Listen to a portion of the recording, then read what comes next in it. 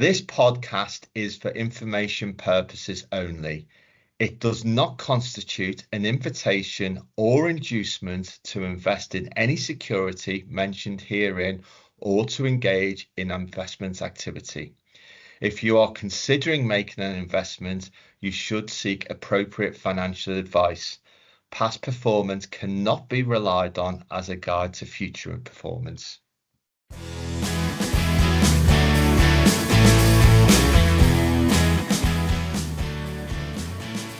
Welcome back to Ignite&Scale. I'm Mike Allen, and today we're diving into a client of mine, which I'm very proud of, and I think will help dealers adapt to the changing environment. The client is Autonomy, part of the MTC Group. This extends not just to technology, but also to autonomy in how platforms are designed, how teams make decisions, and how businesses scale.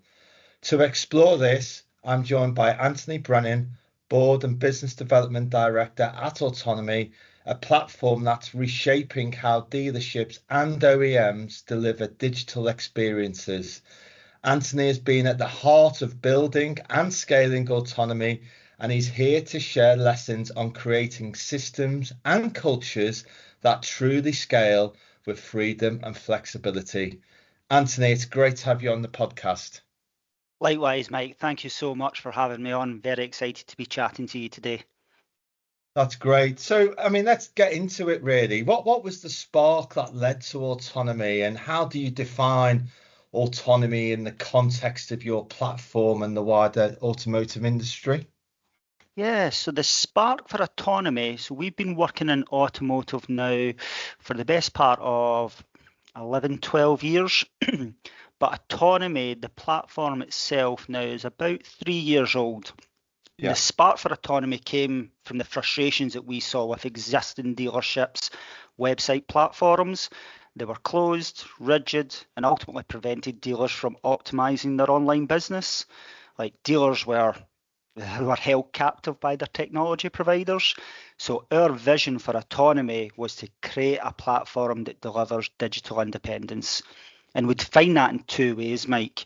So technological freedom, it means that dealers are in control of their digital storefront.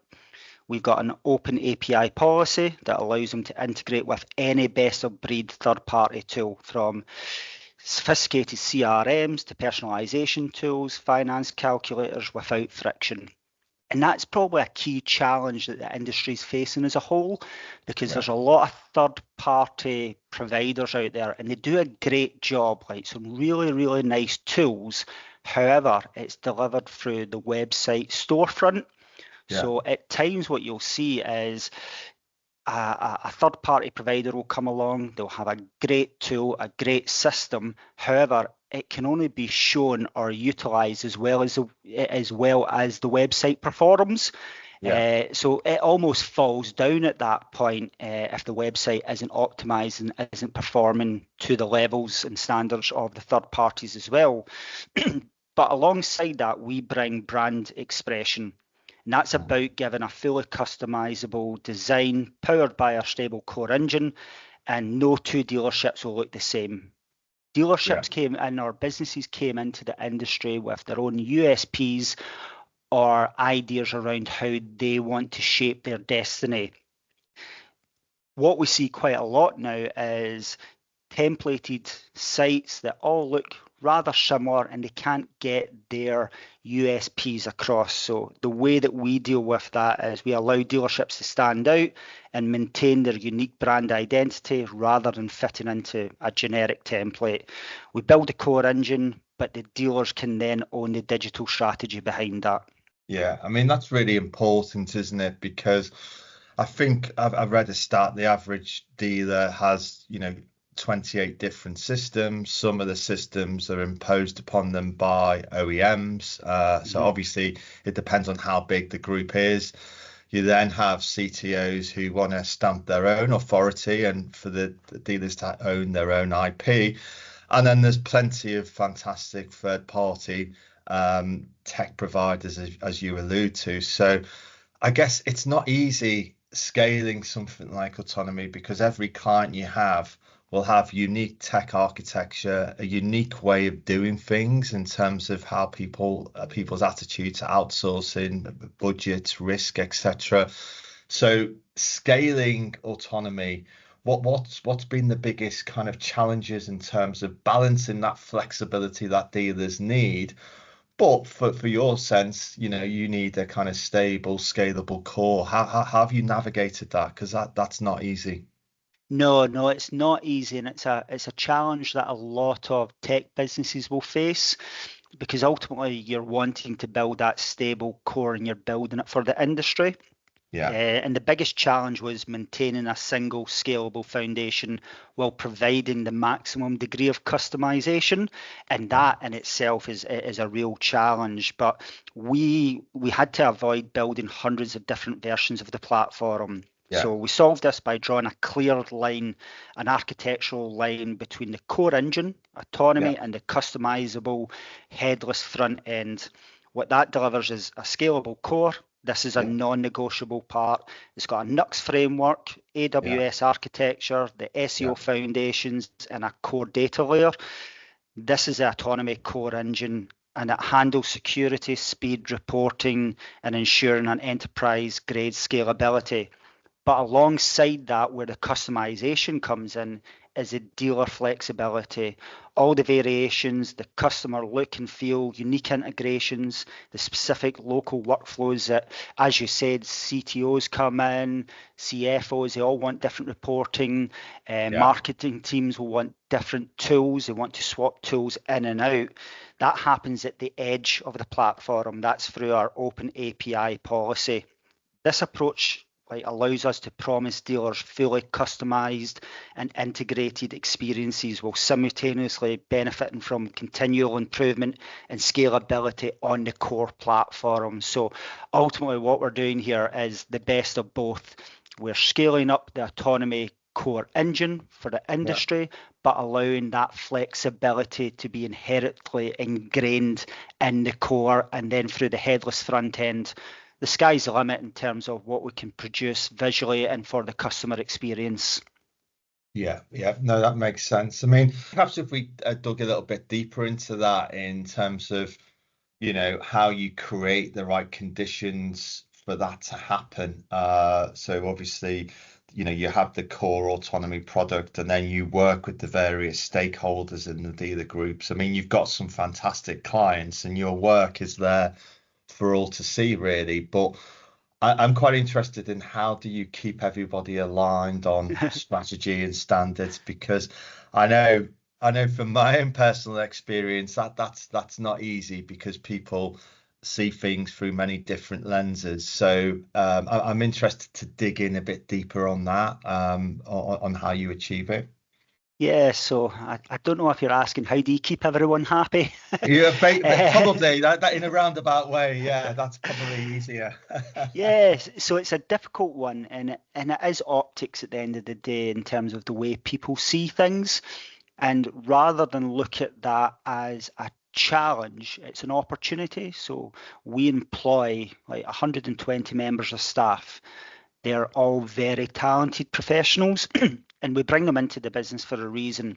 And generally, that will start off with, is it a good cultural fit for us? But it's all about managing the tension between freedom and focus. So we operate on a principle that we call high context, low control. And to summarize that in like three takes of it. The high context is about the alignment of the strategy, vision, and success metrics, not a task list.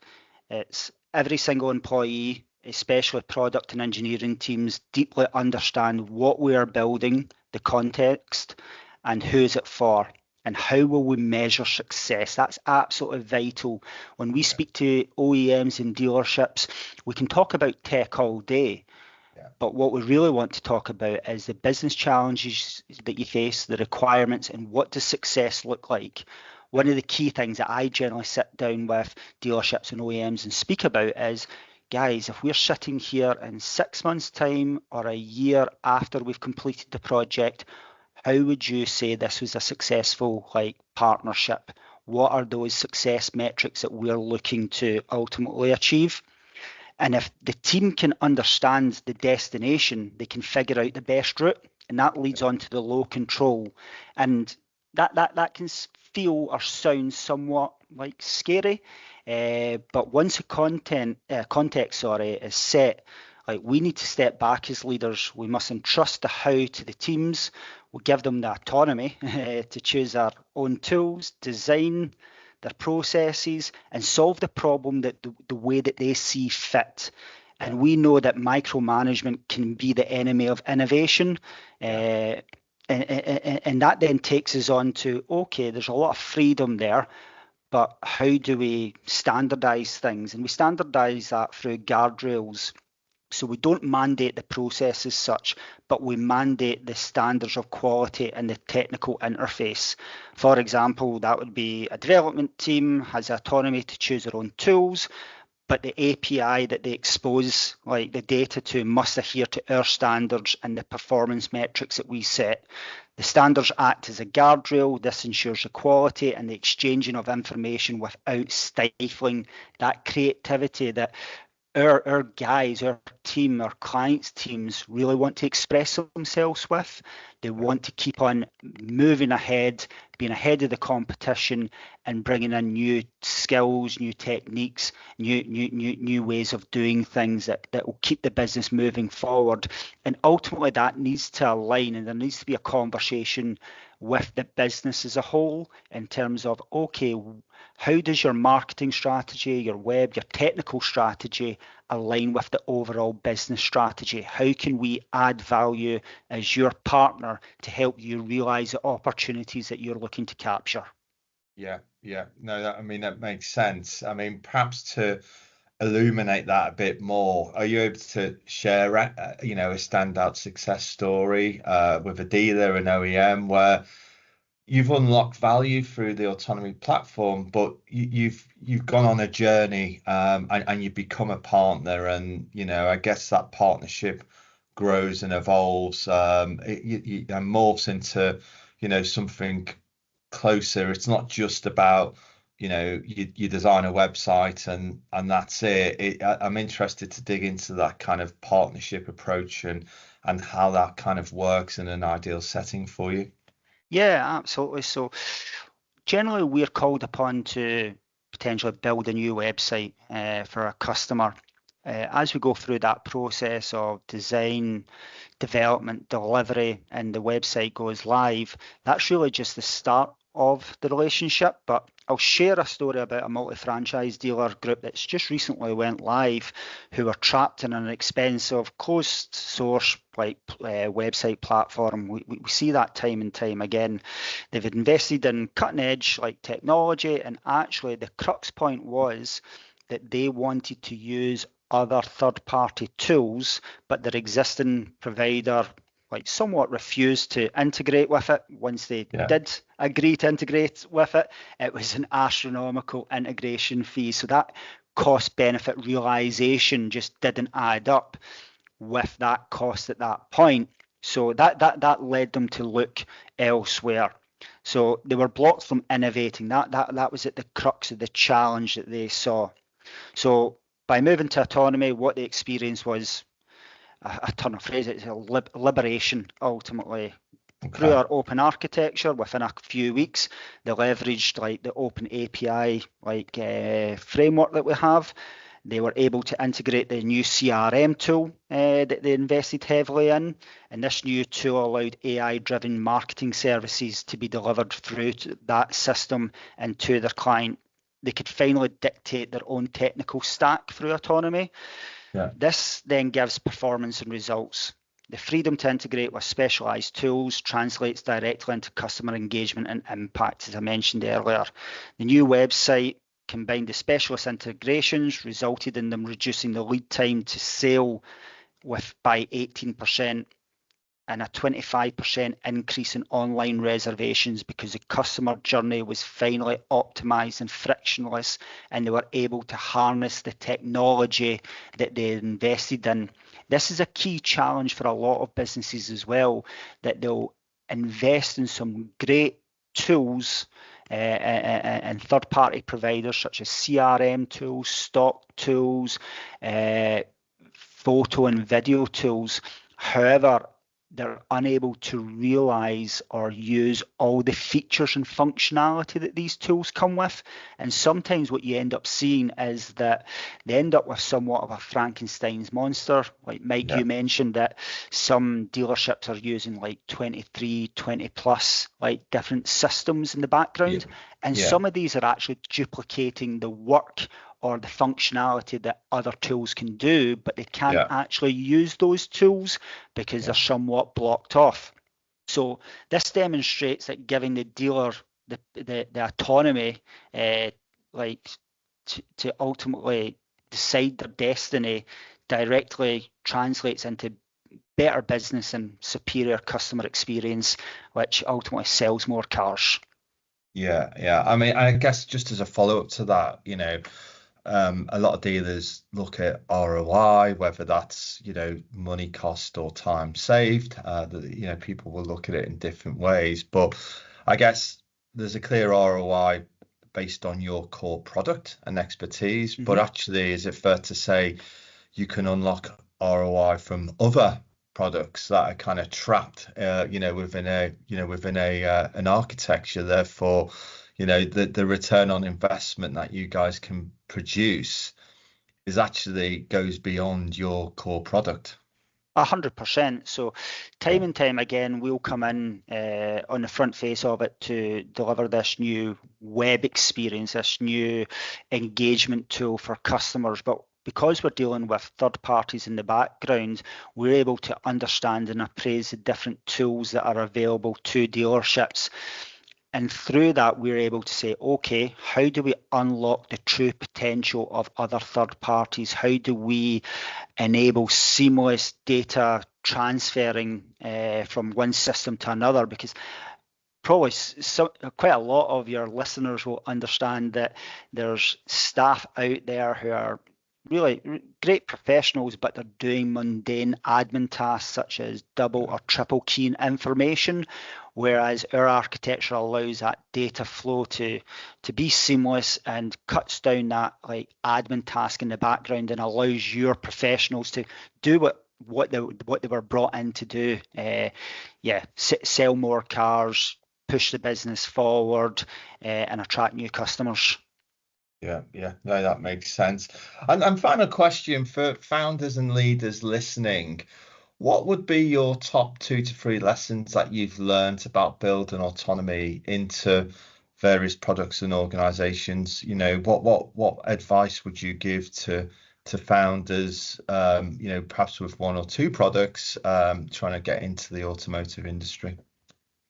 So this is a big question, trying to give advice like this, but I've got 3 lessons that I believe apply universally. Autonomy is API driven, so it's not a feature. Like the true product of autonomy is delivered not through a checklist of features, but through a powerful open API strategy. Your API is architecture that allows your users or teams to integrate and customize the system in ways that haven't even been thought of yet. So this in turn allows you to enforce data ownership. This is key. The moment that your users or customers lose control of their data, they lose their autonomy. For products like ours, that means making the data portable and accessible. And we do that from day one. That was at the heart of what we are looking to achieve. Data ownership and the ability to move data seamlessly is the ultimate tool for independence. Then finally, in terms of general leadership, I believe leaders must own the vision and not the how. So our job as leaders is to paint a crystal clear, inspiring picture of the future and define the metrics that indicate success.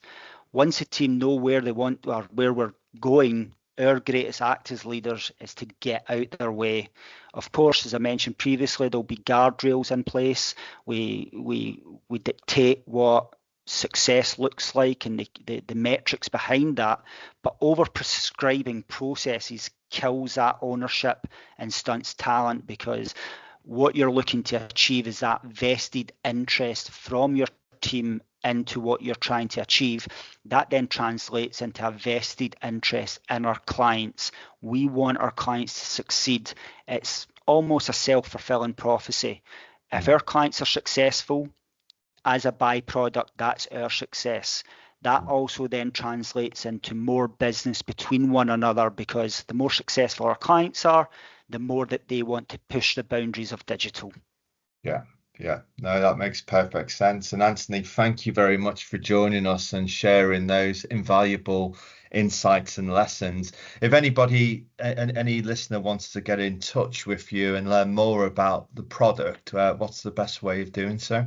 So probably the best thing to do is via LinkedIn. So just Anthony Brennan. You'll see a lovely picture of myself pop up, MTC and Autonomy, or via our website. That's www.mtc.co.uk or www.getautonomy.co.uk. That's great. Thanks for joining us. Perfect, Mike. Thank you. If you want to listen to more episodes of the podcast, we're on all good audio platforms. Our website is also www.cambriaprivatecapital.com, and you can also find myself on LinkedIn and Twitter, where we publish our weekly blogs as well.